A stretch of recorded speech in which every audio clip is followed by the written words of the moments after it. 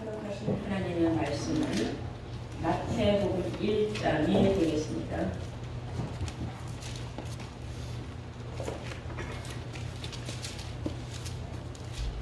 마태복음 1장 18절부터 공독을 하겠습니다.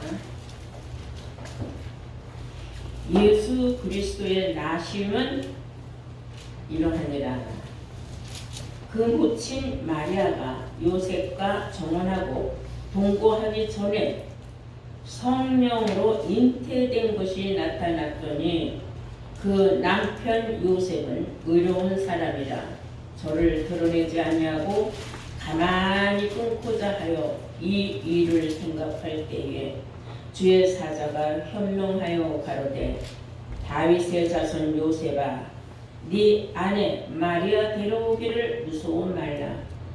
저에게 잉태된 자는 성령으로 된 것이라. 아들을 낳으리니 이름은 예수라 하라. 이는 그가 자기 백성의 저희 죄에서 구원할 자이심이니라. 이 모든 일에 된 것은 주께서 선지자로 하신 말씀을 이루려 하심이니 가라사대 보라 처녀가 잉태하여 아들을 낳을 것이요 그 이름은 임마누엘이라 하리라 하셨으니 이를 번역한즉 하나님이 우리와 함께 계시다 함이라. 아멘. 허락하신 말씀은 마태복음 1장 18절에서 23절로의 말씀으로 제목은 야곱의 예언과 예수 탄생. 제목은 야곱의 예언과 예수 탄생이라는 제목으로 오늘 말씀을 증거하도록 하겠습니다. 우리 모두가 잘 아는 것과 같이 세상에 예수 믿는 사람들은 참 세수지 많습니다. 오죽하면 성경에는 예수 믿는 사람들이 바다에 모래같이 많다고 했을 거예요. 그러나 다 구원받는 건 아니다. 그 중에 남는 자만 구원받는다고 로마서 9장 27절 이하에 기록하고 있습니다.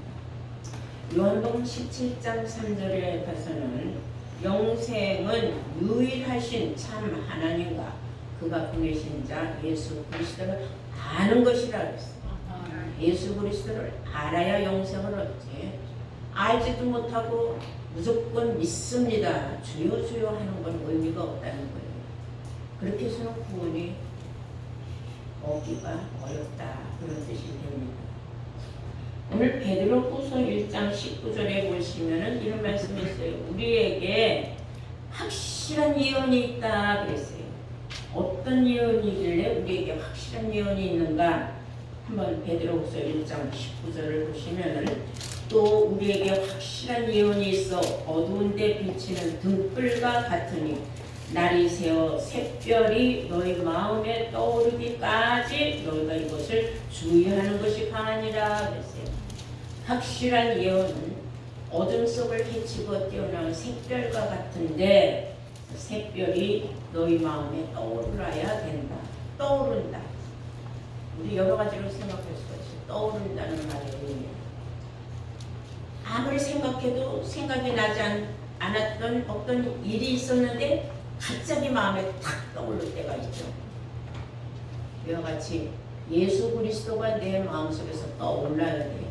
샛별이 떠오른다는 것은 샛별은 예수님을 상징적으로 말한 것입니다. 예수님을 새벽별로 비유하고 있습니다. 근데 예수가 어떤 분이라는 것을 내가 듣고 깨달은 데 있어야 마음속에서 떠오를 게 아닙니까? 그런 사람은 확실한 예언의 말씀을 듣고 깨달은 사람이라는 뜻입니다. 오늘 말씀을 보면은 본문에 마태복음 1장 18절 본문을 보시면 예수 그리스도의 나심은 이러하니라. 예수가 이 세상에 태어나게 된 과정을 말하는 겁니다. 그 모친 마리아가 요셉과 정혼을 하고 동거하기 전에 성령으로 잉태된 것이 나타났더니 그랬어요.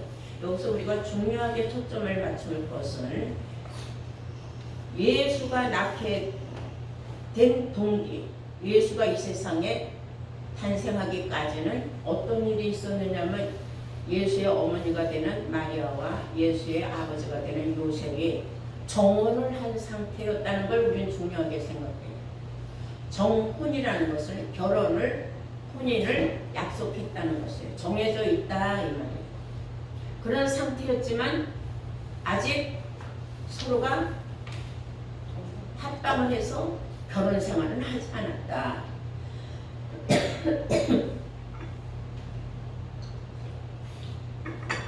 그런데 놀라운 일이 생깁니다. 마리아가 배가 불러가는 거예요. 이걸 보고 19절에 그 남편이라 했어요. 여기서 왜 남편 아내 하는 것은 부부가 되었을 때 비로소 남편과 아내라 그러지, 약혼한 상태에서 남편과 아내라고는 안 해요. 그냥 약혼녀, 약혼남 이렇게 말하죠. 그런데 성경은 남편이라는 말을 씁니다. 그 남편 요셉은 의로운 사람이라, 참 정의로운 사람이에요. 올바른 사람, 정직한 사람. 그 당시에는 율법이 성행하니까 율법을 지킨 사람 이렇게 볼 수가 있어요. 그 남편 요셉은 의로운 사람이라 저를 드러내지 아니하고 가만히 끊고자 하여 그랬어요. 참 저 여자하고 나하고 분명히 결혼을 약속하고 정혼한 사이인데 저 여자가 왜 저렇게 배가 불러갈까? 나는 저 여자하고 같이 합방을 하는 일이 없는데 웬만한 남자 같으면 도대체 어떤 놈하고 무슨 일을 저질렀길래 당신 뱃속이 그렇게 점점 부르고 애를 가진 거야? 이렇게 어떻게 돼서 임신한 거야 하고 물어보고 따질 수도 있는데 이 사람은 너무 착한 사람이야. 의로운 사람이야. 드러내질 않았어. 소문도 내지 않냐고 혼자서 사귀고 혼자서 고민하다가 방법은 36개밖에 없다. 나는 저 여자를 내가 책임져야 할 의무 없다. 저렇게 더럽힌 여자, 누군가의 아이를 가진 저 여자를 내가 데리고 산다는 건 말이 안 된다. 그래서 이 사람이 결론 내린 거는 혼자서 도망갈 국리를 한 거예요. 가만히 끊고자 했다 그랬어요. 그때에 20절에 이 일을 생각할 때에 주의 사자가 현몽하여 그랬어요. 하나님의 사자가 비몽사몽간에 나타난 것은 현몽하여 가로되 다윗의 자손 요셉아 네 아내 마리아 데려오기를 무서워 말라. 네 아내라고 했어요. 저 사람은 네 마누라 분명하다. 너는 저 마리아의 너는 남편이 분명하다. 그러니까 책임 회피하고 어디로 도망갈 생각 말아라고 했어요. 얼마나 기가 막혔겠습니까 이 사람이. 그런데 주의 사자 말이 옳은지 그런지 어떻게 내가 행동을 해야 될지 모르지만 일단 하나님의 보낸 사자니까 순종을 할 수밖에 없지 않습니까? 그런데 그 의문을 풀어주기 위하여 하는 말이 있어요. 20절 보시면은 주의 사자가 현명하여 가로되 다윗의 자손 요셉아 네 아내 마리아 데려오기를 무서워 말라. 저에게 잉태된 자는 성령으로 된 것이다 그랬어요. 저 여자가 아이를 갖게 된 것은 네가 어떤 일을 저질렀다고 말할 수도 없고 또는 다른 외간 남자하고 저 여자하고 어떤 일이 있어서 아이를 갖게 된 건 아니다. 이 일은 성령 하나님의 신에 의해서 이루어진 것이다 그랬어요. 자, 여기에서 이제 세상 많은 사람들은 예수님은 신의 아들이다 이렇게 말을 해요. 그런데 성경도 한편에서는 예수님은 사람의 씨로 나왔다 그랬어요. 그럼 어느 말이 맞느냐? 우리는 두 가지 말이 다 맞아요. 하나님의 신의 아들이라는 것도 맞고 또한 사람의 씨, 요셉의 씨가 들어가서 예수가 이 세상에 태어났다는 것도 성경에 기록됐으니까 그것도 맞아요. 그래서 이런 말씀을 우리는 어떻게 생각하냐면 영적으로도 맞고 육적으로도 맞는다 이렇게 생각을 해야 돼요. 이걸 세상 사람들이 몰라요. 그걸 이제부터 야곱의 예언을 통하여서 신약시대에 와서 예수님이 이 세상에 어떻게 태어나게 되는가, 세상에 90% 이상들이 어쩌면 99% 이상이 예수는 신의 아들이라고만 믿고 있어요. 그래서 사도신경을 할 적에 동정녀 마리아에게서 났다 이렇게 말들을 많이 합니다.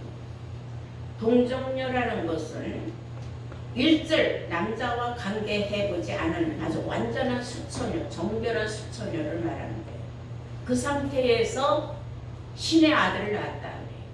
그러면 또 성경에 또 반론하는 말도 많이 나옵니다. 그렇다면 신의 아들이면 신의 아들이 뭐 때문에 성령을 받을 필요가 있느냐. 자체가 성령의 씨인데 이런 것도 지혜가 있으면 한 번 더 높여서 생각해 볼 만하다 이런 말이에요. 무슨 말씀인지 잘 듣고 깨달아야 여러분들이 헷갈리지가 않습니다. 네. 먼저 누가복음 1장 27절을 보실까요? 누가복음 1장 27절 보세요. 다윗의 자손 요셉이라 하는 사람과 정혼한 처녀에게, 정혼한 처녀가 마리아죠. 이르되 그 처녀의 이름은 마리아라.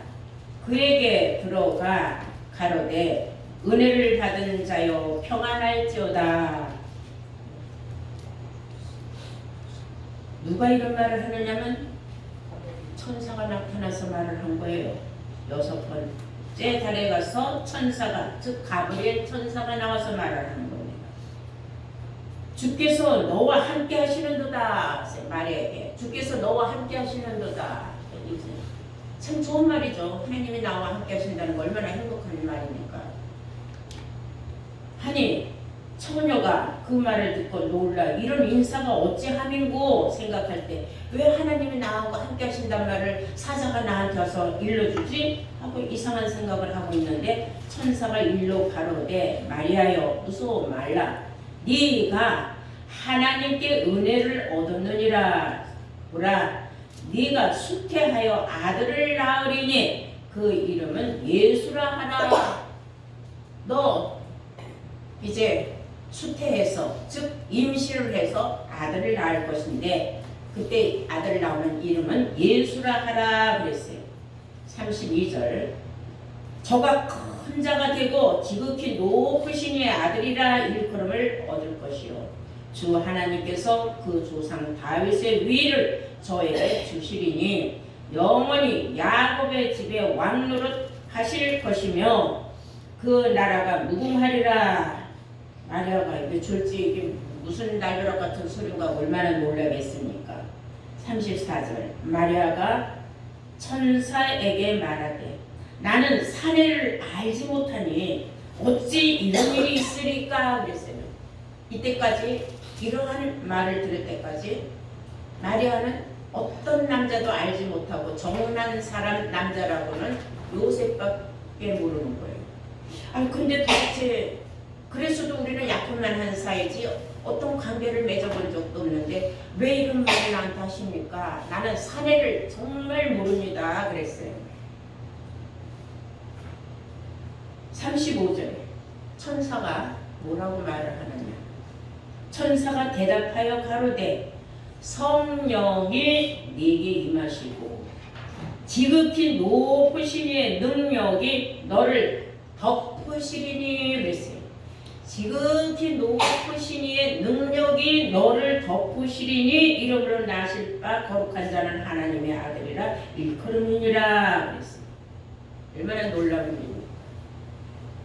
과정도 얘기되잖아요. 성령이 너에게 임해서 신에 취해서 성령은 신 아닙니까? 지극히 높으신 이 또 능력이 하나님의 신이죠. 최고의 지극히 높으신 이의 그 능력은 하나님의 능력의 신이 너를 덮어버릴 것이다 그랬어요. 덮어버린다는 것을 눈을 가려버리고 그 순간에 자기가 어떤 행위가 있었는지 어떤 일이 있었는지를 모르게 하실 것이다. 그래서 네가 임신을 하게 되고 아이를 낳게 된다. 그는 거룩한 하나님의 아들이라 일컬음을 받을 것이다 그랬습니다. 자, 우리는 여기서 중요한 점을 생각해요. 요셉과 마리아는 어떤 사이? 정혼한 사이. 정혼한 사이면 자주 만날 수 있어요? 없어요? 있어요. 자주 만날 수 있는 거예요. 둘이서 만나서 요즘 말로 남녀 간의 데이트예요. 연인 간에. 이것은 그냥 연인이 아니라 정혼했어요. 결혼을 약속을 해놓은 사이예요. 그리고 만나서 대화를 나누고 있는데 갑자기 신이 덮어버린 거예요. 두 사람의 행위가 둘이 무슨 짓을 했는지 모르도록 알면은 양심상 율법을 어겼기 때문에 둘이 다 율법 때문에 살 수가 없어요. 죄를 저질렀어. 근데 지극히 높으신 능력의 신이 너희들을 덮어버릴 것이다. 그렇게 해서 네가 임신이 되어서 아들을 낳게 될 것이다. 그런데 걱정하지 말아라. 그 아들은 지극히 높으신 하나님의 아들이라고 일컬음을 받게 될 것이다. 그랬어요. 어벙벙한 마리아 뭐라 그러겠어요? 할 말이 없죠. 하나님의 사자가 나와서 말을 합니다. 그럴 일 없어요. 난 그럴 순 없어요. 이럴 순 없잖아요. 순종적인 여자예요. 아멘. 그렇게 된다면 할 수 없지요 하고 순종하고 받아들였던 것입니다. 왜 처녀 마리아가 아들을 낳는다고 했느냐? 선지자로 기록한 말씀을 이루려 하심이라 했어요. 이사야서 7장 14절을 보실까요? 우리 함께 이사야서 7장 14절입니다. 우리가 많이 들은 말씀이에요. 그러므로 주께서 친히 징조로 너희에게 주실 것이라. 징조로 준다 했어요. 징조. 보라 처녀가 잉태하여 아들을 낳을 것이니 그 이름은 임마누엘이라 하리라 그랬어요. 처녀가 잉태해서 아들을 낳으면 그 아들 이름은 임마누엘이라 하라 그랬어요. 임마누엘이라는 뜻은 하나님이 함께 하시다라는 뜻이에요. 그럼 아들을 낳으면 이름은 임마누엘이라 하라 했는데 신약에 와서는 예수라 하라 낳으실 바 그 아들의 이름은 예수라 하라 그랬어요. 그 예수는 무슨 뜻이냐? 구원할 자라는 뜻이에요. 그리스도 예수 구원한다는 뜻이에요. 하나님이 함께 하셔서 하나님의 백성들을 지혜에서 구원할 자 임마누엘 예수님이라는 말을 쓴다는 걸 오늘 여러분들은 아시기 바랍니다. 자, 우리 한번 이제 로마서 1장을 보시겠어요. 로마서 1장 3절을 보시면은 뭐라고 하냐면 이 아들로 말하면은 그랬어요. 이 아들로 말하면은 육신으로는 그랬어요. 이 아들 육신으로는 그랬어요. 이 아들로 말하면 아들은 누구예요? 예수 그리스도. 육신으로는 다윗의 혈통에서 나셨고 그랬어요. 육신은 뭐로 났다고요? 다윗의 혈통. 여러분들도 다 이름 숫자에 성씨가 있어요. 성씨. 그 씨가 뭐예요? 여러분들 집안의 혈통이에요. 저 이씨 집안 혈통, 김씨 집안 혈통, 뭐 아무개 씨 집안 혈통 이런 말을 하지 않습니까? 그런데 로마서에는 사도 바울이 확실하게 이렇게 기록을 해 놓았지만은 또 사도행전에 보면은 또 더 놀라운 말씀이 있어요. 사도행전 다음에 13장 보시겠어요.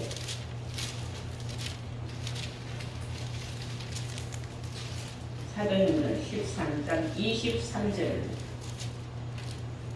하나님이 약속하신 대로 따라서 이 사람의 씨에서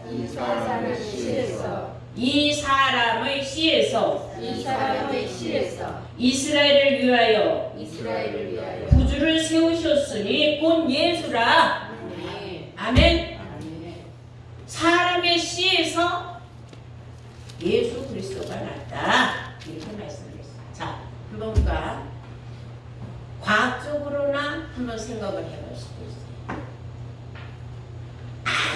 아무것도 없는데 모든 생물체가 혼자 있는데 씨를 가질 수는 없는 거예요. 꽃도 암수술이 있고 수수술이 있어요. 그래야 열매가 맺어져요. 하물며 미물들도 암컷과 수컷이 있어야 그 속에서 나오는 게 있는 겁니다. 사람도 남자와 여자가 결합을 했을 적에 그 속에서 씨가 나올 수 있는 거예요. 이세가 나오는 거죠. 근데 여자 혼자 놔두고 방에다가 혼자서 10년, 20년 놔둬봐요. 그 여자가 임신할 수 있어요? 없는 거예요. 그 성경은 강조하고 있는 거예요. 이 사람의 씨에서 육신으로는 다윗의 혈통에서 요셉이 다윗의 혈통에 그 위로 쭉 올라가거든요.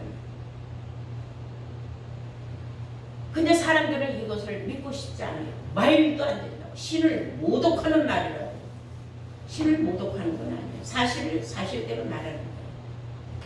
아니 성경에 딱 써놨잖아요. 이 사람의 씨에서 구주를 세우셨으니 그 예수 그리스도라. 이 사람의 씨에서 육신으로는 사람의 혈통, 다윗의 혈통에서 나왔다. 이렇게 해놨는데 아니라고 우기고 그렇게 말하면 이단이라 이렇게 말하면 잘못된 겁니다.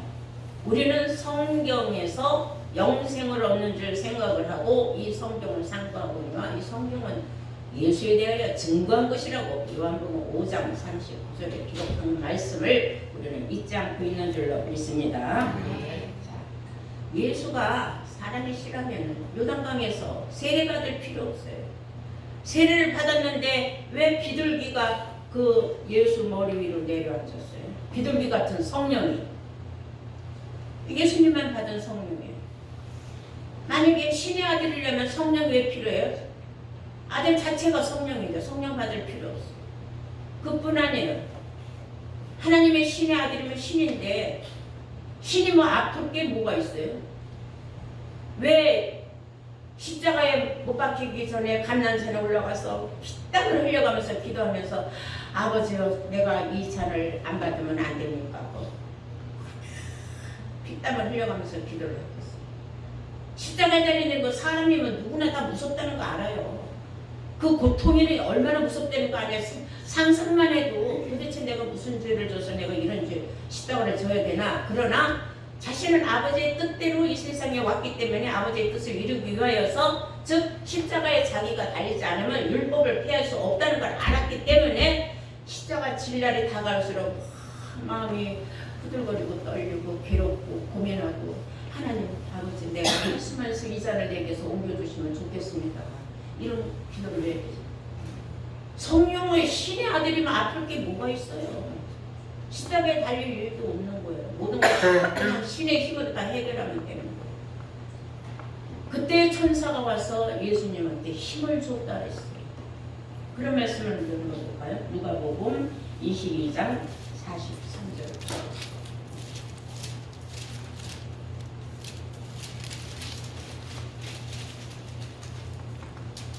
22장 43절.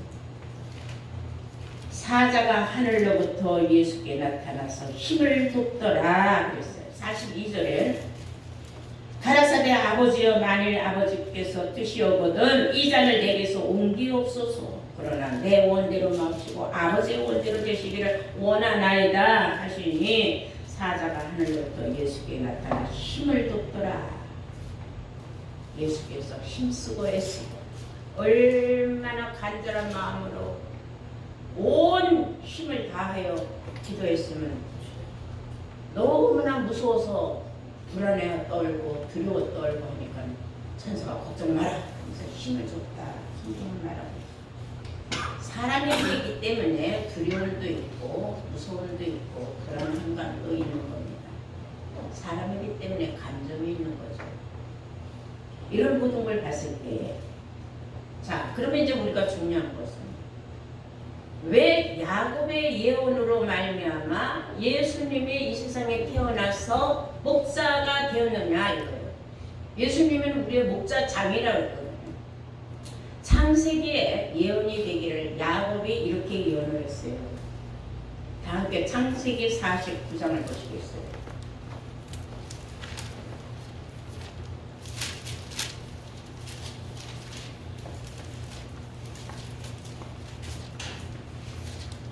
1절 보시면은 야곱이 죽기 전에 유언을 하는 겁니다.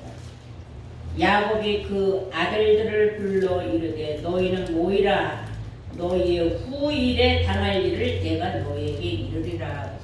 이것은 야곱이 죽기 전에 12아들을 불러놓고 예언으로 축복을 하는 겁니다. 그런데 1절부터 2절부터 한번 보시면 이런 말씀이 있어요. 너희는 모여서 들으라 야곱의 아들들아 너희 아비 이스라엘에게 들을지어다. 루벤이 첫째 아들이에요.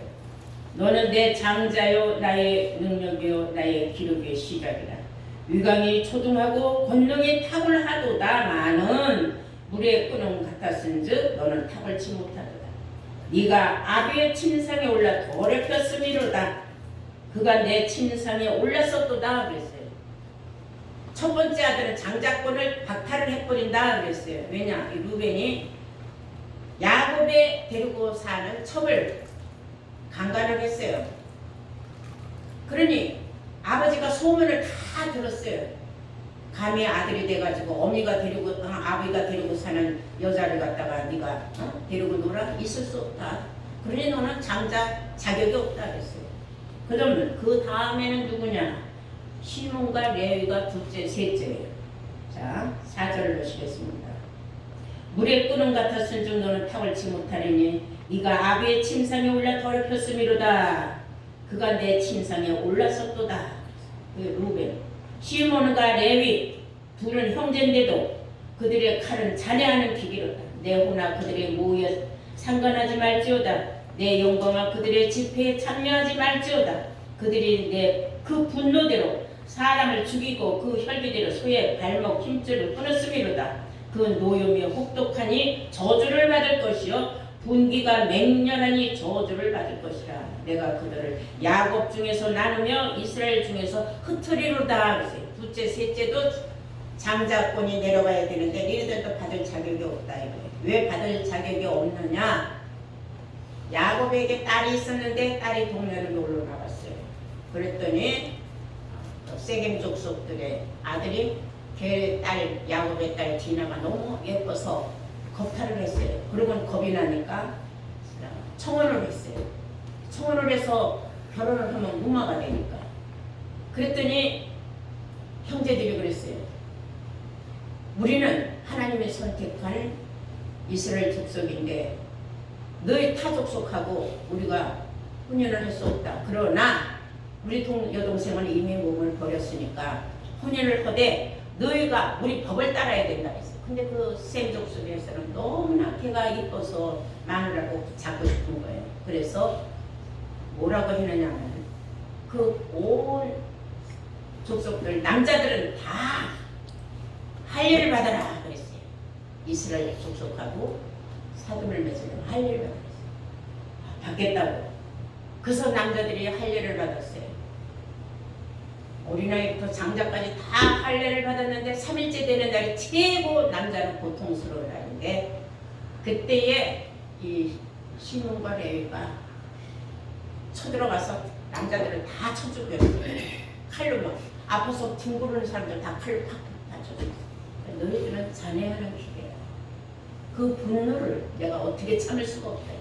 너희들이 어떻게 나의 장자권을 받을 수 있겠느냐. 안 된다 그랬어요.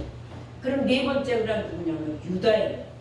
그래서 유다에게는 뭐라는 축복을 내렸느냐면 저주가 아니라 8절에 유다야 너는 네 형제의 찬송이 될지라. 네 손이 네 원수의 목을 잡을 것이요 네 아비의 아들들이 네 앞에서 전하리로다. 유다는 사자 새끼로다. 내 아들들아 너는 웅킨 것을 찍고 올라갔도다. 그의 엎드리고 웅크리며 수사자 같고 암사자 같고 누가 그를 범할 수 있으랴. 골이 유다를 떠나지 아니하며 치리자의 지팡이가 그 발 사이에서 떠나지 아니하시리라. 실로가 오시기까지 미치리니 그에게 모든 백성은 복종하리로다. 유다에게 엄청난 축복을 주셨습니다. 그런데 실상적으로 그 당시에 유다 족속에게 이런 복을 받은 적은 없어요. 이것은 다 영적으로 하는 거예요. 먼 훗날에 일어날 일이라고 분명히 야곱이 말했어요. 후일에 당할 일을 너희들이 알리라 했습니다. 그리고 창세기 49장 24절을 보세요. 요셉의 활이 도리어 견강하며 그의 팔이 힘이 있으니 야곱의 전능자의 손을 힘입음이라. 그로부터 지금 누구에게 말하는 거예요? 요셉에게.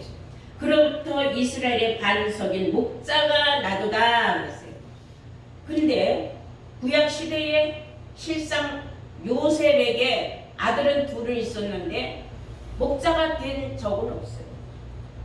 오히려 요셉에게 있는 아들 둘을 야곱이가 데리고 갔어요. 요셉아, 너에게 있는 아들은 이제 다 내 아들이다 그랬어요. 48장 보세요. 창세기 48장 5절. 내가 애굽으로 와서 네게 이르기 전에 애굽에서 네게 낳은 두 아들 에브라임과 므낫세는 내 것이라 그랬어요. 야곱이가. 네가 낳아서 네 아들이지만 걔네들은 내 것이다. 그런 거예요. 아들이 손자를 자기 아들로 뺏어온 거예요. 왜냐? 성경을 이루어야 되니까. 내가 애굽으로 와서 너에게 이르기 전에 애굽에서 네게 낳은 두 아들 에브라임과 므낫세는 내 것이라. 루벤과 시몬처럼 내 것이라 그랬어요. 그러면 요셉은 아들이 있어요, 없어요? 아들이 없어요. 다 야곱의 아들로 갔으니까.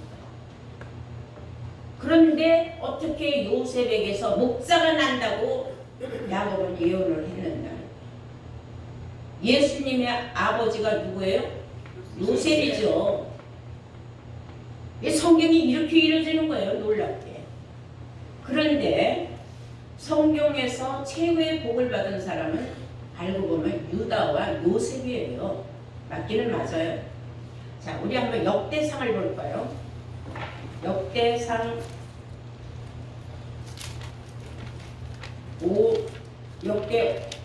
5장이에요. 1절부터 보시겠습니다. 가로치고 이스라엘의 장자 루벤의 아들들은 이러하니라. 루벤은 장자라도 그 아비의 친상을 더럽게 하였으므로 장자의 명분이 이스라엘의 아들 요셉에게로 갔으나 결국은 요셉이 이스라엘의 장자권을 갖게 됐어요. 요셉의 자손에게로 돌아갔으나 족보에는 장자의 명분대로 기록할 것이 아니라 유다는 형제보다 뛰어나고 주권자가 유다로 말미암아 났을지라도 장자의 명분은 요셉에게 있으니라 그랬어요. 장자의 명분만 요셉에게 주었을 뿐 모든 주권자는 유다다 이거예요. 자, 실상 사장하고 바지 사장하고 똑같아요? 다르죠. 바지 사장은 어디까지나 바지예요. 실권자가 진짜 사장인 것입니다. 이와 같이 장자 명분을 요셉에게 줬지만은 주권자는 유다다 그랬어요. 그런데 성경이 입증을 하는 거예요. 히브리서 7장 14절에 보면 우리 주께서 유다로 쫓아나신 것이 분명하도다 그랬어요. 우리 주께서 누구로 쫓아났어요? 유다로 쫓아났다 그래서 예수님이 유다로 쫓아나셨다 그랬어요. 그러므로 예수님은 유다 족속의 줄기로 말미암아 세상에 태어나셨어요. 마태복음 1장 1절에도 보면은 아브라함은 이삭을 낳고 이삭은 야곱을 낳고 야곱은 누구를 낳느냐? 유다를 낳다 그랬어요. 그러니까 유다 줄기를 통해서 예수님의 줄기가 이루어진 거예요. 그러니까 족보에 누가 들어갔느냐? 요셉이 들어간 게 아니라 바로 유다가 들어갔어요. 그런데도 불구하고 성경은 뭐라고 말하고 있느냐? 요셉을 통하여서 이스라엘의 목자가 나온다 그랬어요. 그럼 성경을 이룬 거예요. 예수님의 아버지가 누구예요? 요셉이지요. 그러니까 요셉으로 말미암아 목자가 난 건 분명하죠. 그럼 요셉의 아버지가 누구였느냐면 바로 야곱이었어요. 참 성경이 아이러니하게 이렇게 내려왔는데 그게 구약에 야곱이가 예언한 그것이 이루어졌다는 겁니다. 그렇게 해서 우리 주 예수님은 이 세상에 태어났다는 사실을 여러분들은 아시기 바랍니다. 아멘. 그러니 육신으로는 사람의 씨에서 태어났어요.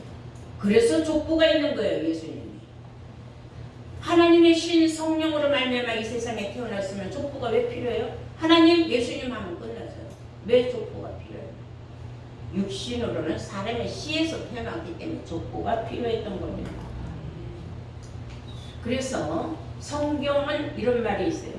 창세기 15장 16절에 보면은 아브라함에게 예언하기를 너희는 4대 만에 이 땅으로 돌아올 것이다 그랬어요. 여기서 이 땅이란 적과 꿀을 흐르는 가나안 땅을 말하는데 실상 적과 꿀이 흐르는 땅은 없어요. 땅바닥에서 무슨 젖이 나고 무슨 꿀이 솟아나겠어요. 무슨 말이냐. 먼 훗날에 그리스도의 나라, 이 세상 나라가 그리스도의 나라가 될 것을 계시록 11장 15절에 기록하고 있는 것을 이루기 위함입니다. 그때에 이 세상 나라는 그리스도의 나라가 될 때에 4대 만에 이루어진다 했으니까 누구로부터 이루어지게 돼 있어요? 부다로부터 이루어지게 된다는 것을 성경은 말하고 있습니다. 자, 아브라함은 하나님을 상징을 했고 이삭은 예수님을 상징을 했고 야곱은 이기는 자를 상징을 했어요. 그러면 야곱으로부터 유다가 주권자가 나와서 이 세상을 통치한다 그랬거든요. 그러니까 4대 만에 이 세상 나라가 그리스도 나라가 됐고요. 우리 모두 다 유다 족속들이 제사장이 되어서 이 나라를 이 그리스도 나라를 다스리게 된다는 것을 아시기 바랍니다. 오늘 말씀을 통해서 여러분들이 확실하게 깨달은 것을 로마서 1장 3절을 다시 한번 상기를 해보시기 바랍니다. 로마서 1장 육신으로는 그랬죠. 이 아들로 말하면 이 아들은 누구예요? 예수. 이 아들로 말하면 육신으로는 다윗의 혈통에서 나셨고 성결의 영으로는 죽은 자 가운데서 부활하여 능력으로 하나님의 아들로 인정이 되셨으니 곧 우리 주 예수 그리스도시라 그랬습니다. 아멘. 오늘 말씀을 여러분들 이해가 되십니까? 아멘. 그런데 왜 다윗이 우리 주라고 말했느냐 예수를? 그것은 영적으로 한 말이에요. 그래서 영적으로 하신 말씀과 육신적으로 하신 말씀 이것을 분별할 줄 아는 사람 이것은 선악을 알게 하는 나무의 실과를 따먹은 사람만이 분별이 되는 거고 그리고 이해가 되고 깨달음이 되고 이 속에 감춰져 있는 그리스도의 보화를 캐낸 사람들이 되는 줄로 믿습니다.